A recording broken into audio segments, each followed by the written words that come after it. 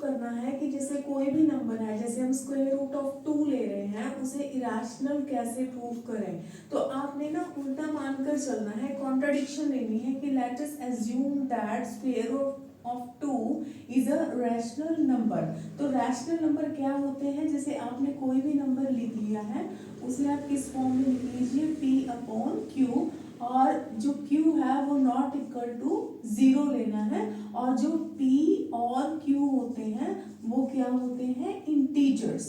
ठीक है, और रैशनल नंबर की कंडीशन और है कि जो p और q है उनका तो जीसीडी है, जो हाईएस्ट कॉमन फैक्टर है, ग्रेटेस्ट कॉमन फैक्टर है, वो 1 होना चाहिए। ठीक है, तो अब हमने क्या करना है, जो सेकंड स्टेप है हमारा, उसमें आपने स्क्वायरिंग कर लेनी है। ठीक है, अब हमने स्क्वायरिंग कर ली, तो स्क्वायर के साथ जो है स्क्वायर रूट कैंसिल आउट हो गया, तो आपके पास ना इस तरह से आ जाएगा p/q स्क्वायर, तो आपके पास आ जाएगा p/2q स्क्वायर। ठीक है, तो आप इसे ऐसे भी राइट डाउन कर सकते हैं। तो इसका मतलब ये हुआ, जो जैसे कि यूक्लिडियन लेमास में पढ़ते हैं कि जो 2 है ना, 2 इज अ फैक्टर ऑफ, ये 2 डिवाइडेड बाय p स्क्वायर, ये 2 is a factor of p square. तो आप ऐसे लिख लीजिए कि अगर 2 p स्क्वायर का फैक्टर है तो जो 2 है वो p का भी फैक्टर होगा। ठीक है, तो अगर हम ये कॉन्सेप्ट लेते हैं कि 2 is a factor of p, तो हमने क्या करना है कि p को हम ऐसे लिख सकते हैं, p is equal to 2m। अब आपने क्या करना है, जो p की वैल्यू है, मान लीजिए कि फर्स्ट इक्वेशन है और इसे हम सेकंड इक्वेशन कह देते हैं और इसे हम कहते हैं थर्ड इक्वेशन। आपने थर्ड इक्वेशन को सेकंड में फिल कर देना है, जो p की वैल्यू है ना यहाँ पर पुट कर दीजिए।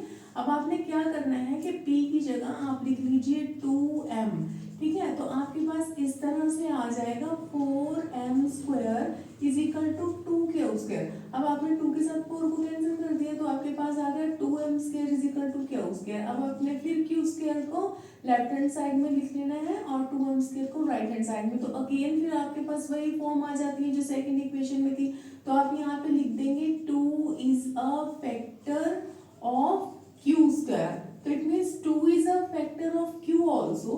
तो अगेन हम क्या देख रहे हैं कि जो यहाँ पर 2 था वो p का फैक्टर था, और यहाँ पर जो 2 है वो q का भी फैक्टर है। मतलब कि जो 2 है is a factor of both p and q। मतलब यहाँ से हमारे पास क्या रिजल्ट निकलता है कि जो p और q है उनका जो हाईएस्ट कॉमन फैक्टर है वो 2 है, जबकि हमारे पास कॉन्ट्रडिक्शन है, क्योंकि हम तो इसे रैशनल नंबर मानकर चले हैं, तो p और q का जो जीसीडी 1 होना चाहिए, पर हमारे पास 2 आ रहा है। तो आप इसे क्या लिखेंगे कि दिस कॉन्ट्राडिक्ट्स आवर फैक्ट, कि ये हमारे फैक्ट को कॉन्ट्राडिक्ट करता है। तो इसलिए जो √2 है वो must be an irrational number. तो आपके पास ये एक इरेशनल नंबर होना चाहिए। Thank you so much.